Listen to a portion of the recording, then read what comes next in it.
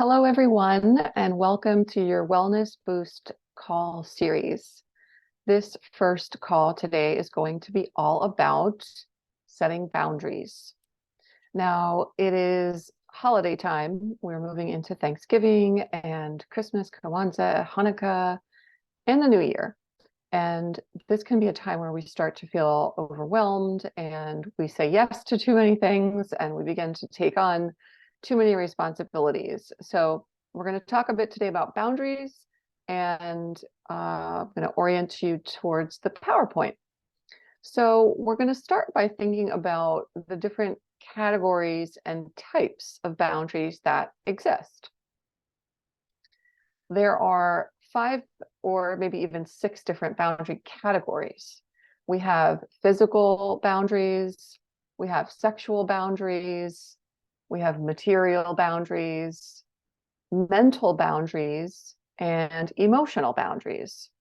So physical boundaries would be when someone is physically in your space or in your personal bubble and you might be feeling uncomfortable. You have a right to ask someone to give you more space or to move yourself away from that person.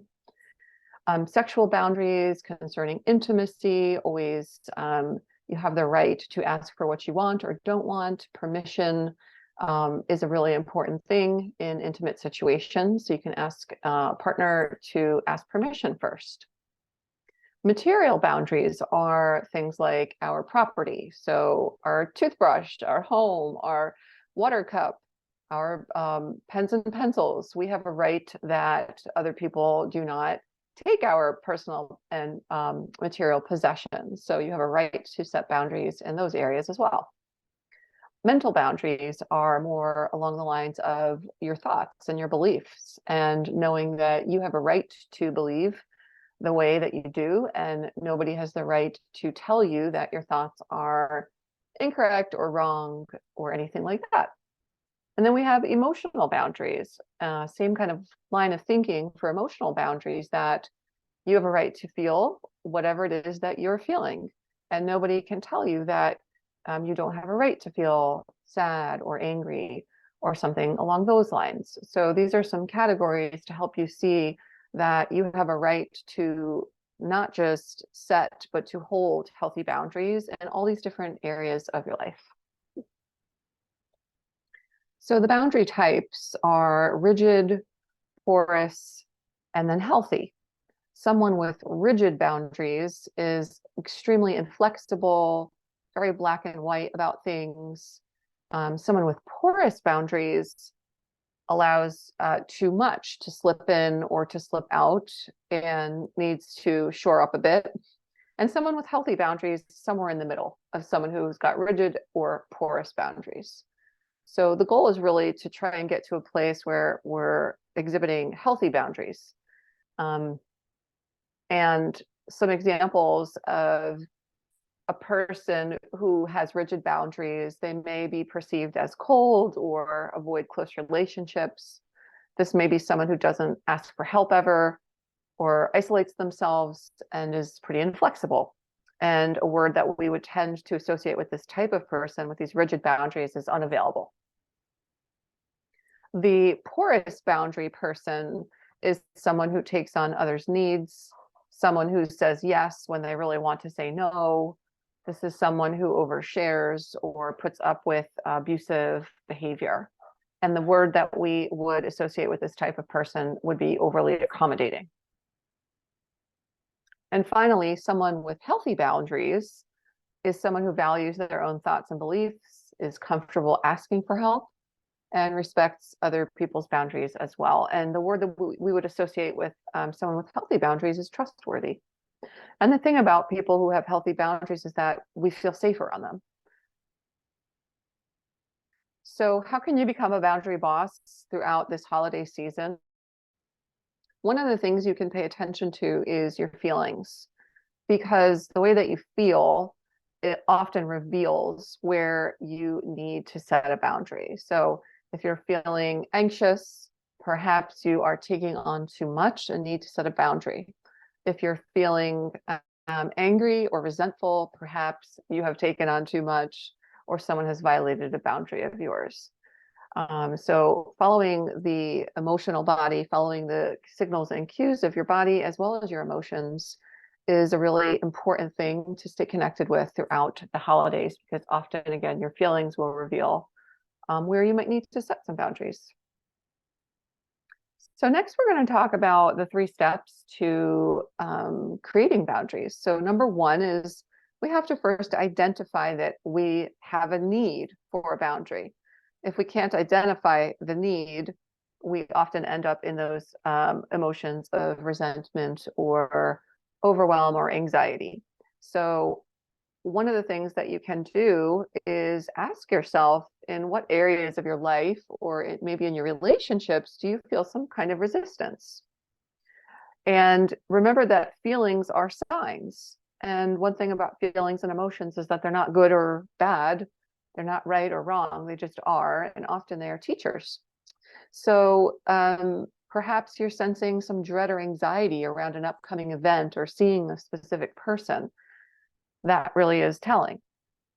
Perhaps you feel like you can't show up fully in a certain situation or with a particular person, like you have to hide pieces of yourself. That's also telling that perhaps a boundary of yours has been violated, or you need to set a boundary. If you are feeling like you're done on it with a conversation, but you're thinking back to how you could have done something different, or you should have said something else, that's also maybe a cue that a boundary needs to be set.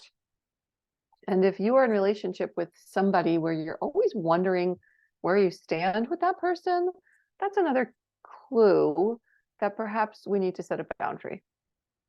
And just a side note about energy leakage. So anytime that you're in an energetic interaction with someone else and you feel as though you're giving more than you're receiving, that can lead to feelings of exhaustion and burnout and fatigue.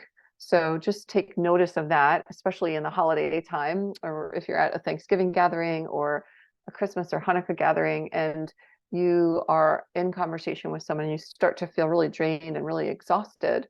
That's probably a good sign that you need to get up and take a break. So after we've identified a need to set a boundary, then step 2 is actually setting that boundary. So the idea here is that even though it can be very difficult and uncomfortable to set boundaries, we get to choose what kind of hard we want to deal with. So yes, it definitely feels uncomfortable sometimes to express and advocate for our needs because we don't want to disappoint other people. However, when we don't express and advocate for our needs, we end up feeling resistance and resentment, sometimes dread and anxiety. So it's kind of like we have to choose our hard. And the hard that I encourage you to choose throughout the season is the one where you are setting boundaries like a boss. So you want to be bold enough, right, to choose an outer conflict instead of always choosing that inner conflict that ends up hurting you. So how do we go about setting a boundary? Well, there's 3 levels of engagement. Think of this as a traffic light system. So think of the color green, the color yellow, and the color red. What we want to do when we're trying to set a boundary with someone is assume right away that the person didn't know that we had a limit. We always want to assume positive intent. So we would use gentle and kind language, which helps that other person to feel safe. If we have used some green language and we find that that person is kind of forgetting about the boundary we set or unwilling to respect it, then we have to use a more direct approach. So that's more the yellow language. And if we have given some yellow language and we've tried with this person to give them a chance to respect our boundary and we find they are still taking advantage of us, we move into the red level of engagement, which is basically stating a consequence or an action that we will take if that behavior continues to escalate. So the hardest part about boundary setting is holding the boundary. So it's sometimes, we can figure out we have a need for a boundary and we can set it, but holding that boundary can sometimes be the toughest part. But it's important that we do, because if we don't follow through with the boundary, then we lose self-trust, and the person that we're trying to hold the boundary with also loses respect for us.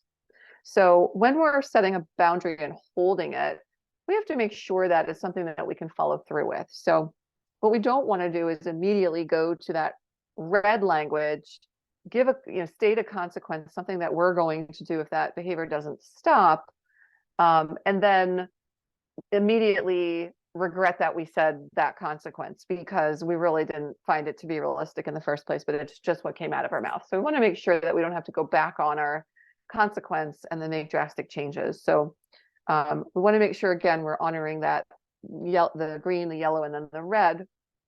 And we don't have to go directly to red. We can just kind of start with that gentle language and then move slowly into the yellow level of engagement. And then if we really need to, then we can move into that red. But make sure that whatever consequence or behavior that you are saying is going to happen, that you follow through on it. So if somebody is having a heated conversation with you at the dinner table about a particular subject that is triggering, and you say in a very gentle way, hey, I'd really appreciate if we didn't talk about this at the dinner table. It doesn't feel appropriate for now. Thank you so much. And they continue to talk about their opinion on that matter.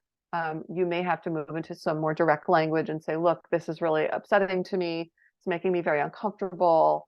I really wish that we could talk about something else. And if that person doesn't respect that boundary you're trying to set, then you can move into that red language and say, I'm going to have to leave the table if this conversation continues this way. But remember, you have to be willing to leave the table. So if you don't hold your boundary under pressure, the other person will believe that their needs are more valid, right? You're going to lose the respect of that person. So you really do have to make sure that whatever it is you come up with, you're willing to follow through on. So setting boundaries can sometimes make us feel guilty, but just remember it's not earned guilt. And so many of us have been conditioned to put others' needs before our own. And so we don't need to feel guilty, and we can check in on that. If it does make us feel guilty, we can just check in and say, like, is this earned guilt, or is this just, I've been conditioned to not put my needs first? And in such case, you can challenge your thought or your feeling about the guilt. Okay, so navigating some tough boundaries. I wanted to share a little script structure with you so that you can practice this. So the first thing you want to do, and we're thinking here about, moving through that green and then yellow and red system, what we always want to start with is the understanding that we're not asking someone else to do something. It's not about other people. Boundary setting is about ourselves. So we want to state our need from our own perspective. So we might say something like, it really makes me feel uncomfortable when we talk about politics at the dinner table. So I'm stating my own need. I'm not saying to Uncle Bob, I don't want you to say that anymore. You can't talk about this, right? It's about me telling the other person that I have a need, and it's about me, that I feel uncomfortable when we discuss politics, or I get really upset when we talk about that event, or whatever that the case might be. And then we need to ask for what we need. So here's the thing is, other people are not mind readers, and we need to assume that positive intent. And it's important for us to really be able to express what we need. So you need to ask for what you need. So I need for this conversation to move in a different direction. I need to, have another topic be addressed right now. And then what you can do is you can actually ask for the other person's opinion. You can say, is this possible for you? Because what happens when you do that is you actually engage with the other person, you involve them in the decision making, and it gives that person the opportunity to either respect the boundary or not to. So that way, if you have to move to the next step and state the consequence, you're not feeling guilty about it, and that other person has made a choice not to honor the boundary. So then you have the choice, right, and the agency to follow through on whatever action it is that you would like to do. So I'm going to have to get up and leave the table, or I'm going to have to leave the party if this conversation continues. So again, we want to start with green, then work our way to yellow. And if we need to move to red, then we would state the consequence perhaps gently initially. And if that person continues to violate the boundary, then we need to be more direct. And this is just a little script structure for if we're in a really charged situation. It's another way of thinking about how to talk to somebody. And this comes from a concept from Marshall Rosenberg, who is a PhD and wrote the book called Nonviolent Communication. So here's a really simple way for you to remember that script structure. So it's when I see that blank, and that's just a neutral observation, I feel blank. And then you would name what you're feeling.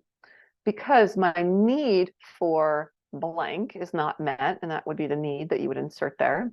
And then you bring it around to the other person. Would you be willing to blank? And that's where you make your request.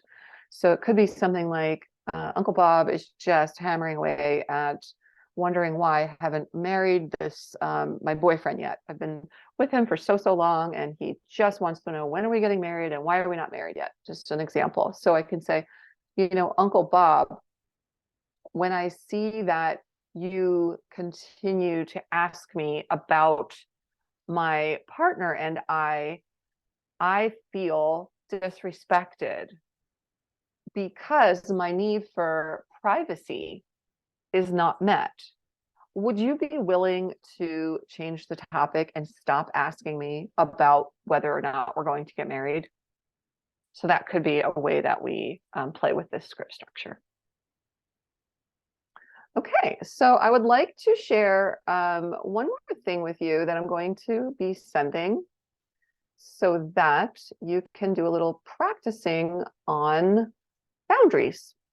I'd like you to look at the PDF that will be sent to you and think about where in your life you are feeling that need to set a boundary. So one way you can ask yourself or discover this is, where do I feel resistance? Where am I feeling resistance? And that is often the case that there is a need for a boundary. So you can do some journaling about that. And then you can do some journaling on step 2, which would be setting that boundary. And what you can do here on this left side is you can write down, using the script, kind of write down how you would ask for what you need, using the green level of engagement, that gentle language where we're assuming positive intent. Or you could even play with what it would sound like if you moved into the yellow level of engagement, or even if you had to move into the red. So do some journaling there. Once you've identified that need, you can then practice your words to say. And then on the third page on the right, you can then practice on how and why you need to hold that boundary, because it can be really difficult to stick with it and to stay with that boundary setting. So when you get really clear about why it's important to you, it gives you that courage to hold the boundary. So things you can journal about on this page are, why is it important to either your health, your peace, or your integrity, this thing that you are asking for? And when you get really clear on those 3 things, you feel more willing to take that action. So I'll be sending this to you, as well as a final page that has some affirmations on it. And if you look to the right here, these affirmations can be really helpful, especially when we're moving into situations with friends or family where we've had our boundaries violated in the past. So I invite you to look at some of these and to practice saying them or writing them so that you feel really confident when you are in a situation and you need to set that boundary. So some of them that I really like are, I live a life where I freely express my needs. Or I can flex my boundaries when it feels safe to.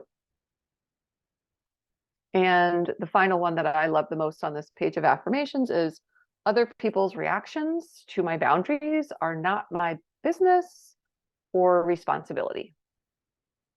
And perhaps that last one might be good as well. It's okay to disappoint others, that is okay. All right, I'm going to stop the share now and say I wish you lots of clarity and courage as you are thinking through where you need to set some boundaries in your life. And I hope that this can help you navigate through not just the holiday season, but throughout the year.